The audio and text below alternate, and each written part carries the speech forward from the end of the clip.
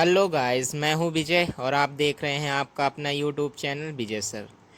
दोस्तों, आपका स्वागत है आपके अपने यूट्यूब चैनल विजय सर में।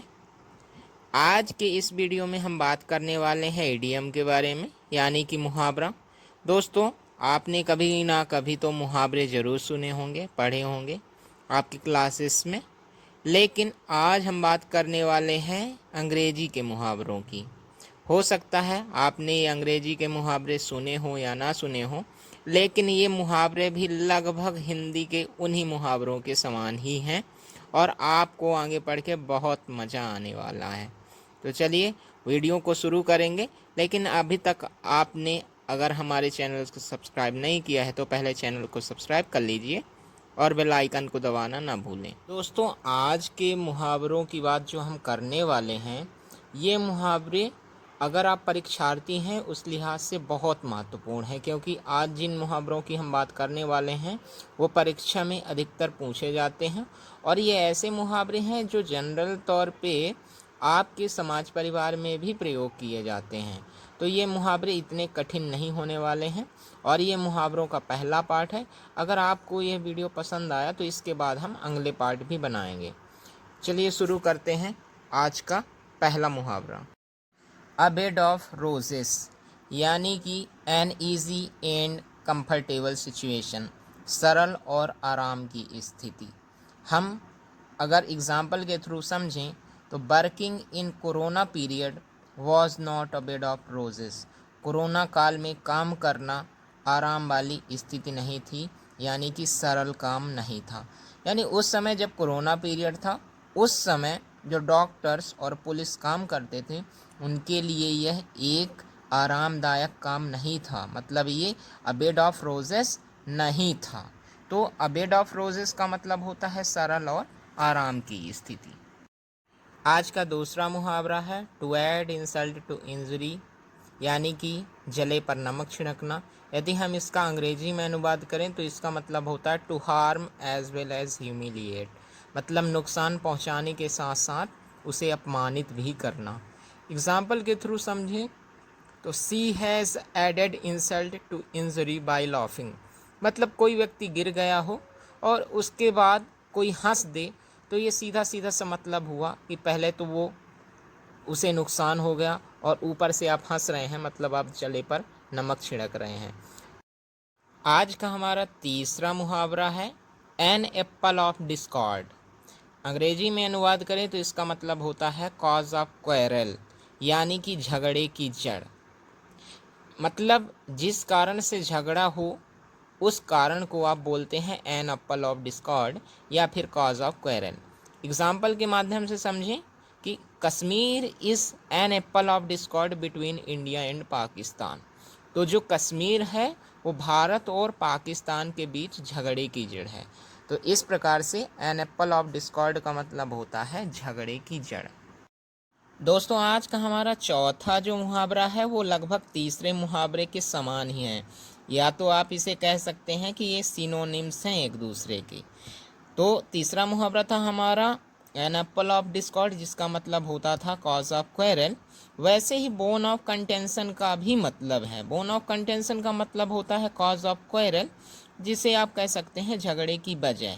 तो एज इट इज़ इसका भी प्रयोग हो सकता है। जहां आप an apple of discord use कर सकते हैं वहां आप बोन ऑफ कंटेंशन भी यूज कर सकते हैं। चलिए देखिए, ये इस एग्जाम्पल के थ्रू आप समझ जाएंगे कि Kashmir is a bone of contention between India and Pakistan. तो कश्मीर झगड़े की वजह है भारत और पाकिस्तान के बीच। यही एग्जाम्पल हम पिछले वाले मुहावरे में भी प्रयोग किए थे, यानी कि ये दोनों सिनोनिम्स हुए और इनके मतलब भी सेम होते हैं, यानी कि झगड़े की जड़ या झगड़े की वजह। दोस्तों, आज का हमारा पांचवा जो मुहावरा है या इडियम कहें तो वो है एट द 11th आवर, यानी कि एट द लास्ट मोमेंट, अंतिम क्षणों में। आप एग्जाम्पल के थ्रू समझ सकते हैं कि he reached the station at the 11th hour, यानी कि वह अंतिम क्षणों में स्टेशन पहुंचा। यानी कि ट्रेन छूटने ही वाली थी और तभी वो स्टेशन पहुंचा। तो एट द 11th आवर का मतलब होता है एट द लास्ट मोमेंट, यानी अंतिम क्षणों में। आज का हमारा छठवां इडियम है ड्रॉप इन द ओशियन, जिसे आप ऊँट के मुंह में जीरा के नाम से जानते हैं हिंदी में, या फिर अंग्रेजी में इसका अनुवाद करें तो मतलब होता है वेरी इनसिग्निफिकेंट अमाउंट, यानी कि अति अल्प मात्रा में बहुत कम। एग्जाम्पल के थ्रू इसे समझे तो इस प्रकार से समझ सकते हैं कि all your knowledge of English is only a drop of ocean.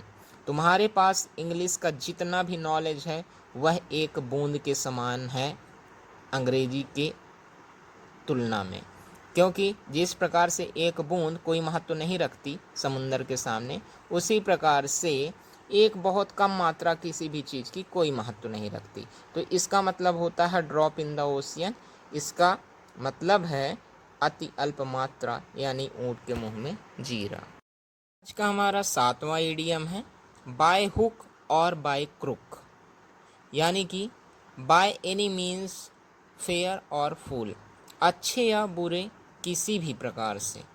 कोई व्यक्ति ऐसा होता है कि किसी काम को करने के लिए वो अपने सारे पैतरे अपनाता है, उसे कुछ पाना हो तो भी वह अपने सारे पैतरे अपनाता है, यानी कि अच्छा करना हो या बुरा करना हो वो करेगा, लेकिन उसे वो पाके रहेगा।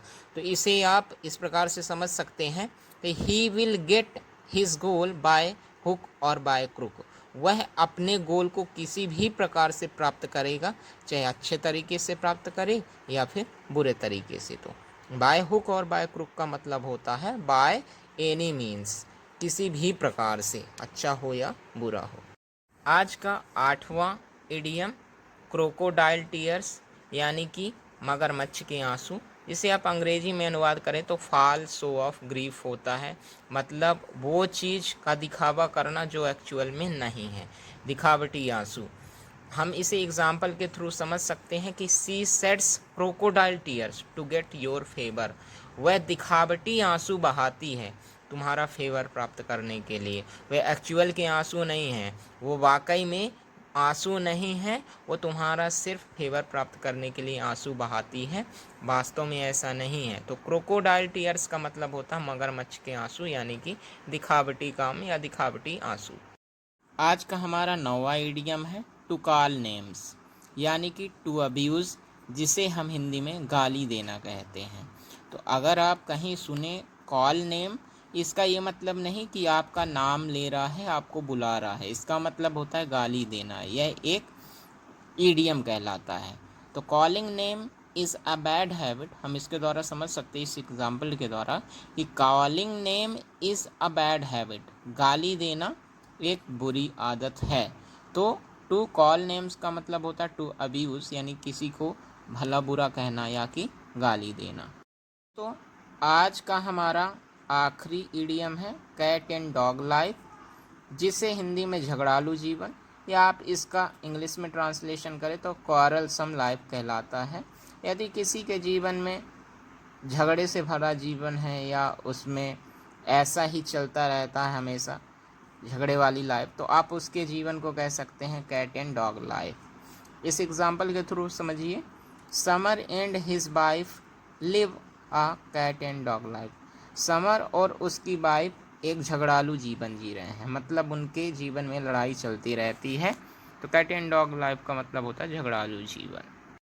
दोस्तों, इन 10 इडियम के साथ साथ आज का हमारा वीडियो समाप्त होता है। यदि आपको हमारा वीडियो पसंद आया है तो नीचे कमेंट करके ज़रूर बताएं, और हमारे चैनल को लाइक, शेयर और सब्सक्राइब करना ना भूलें।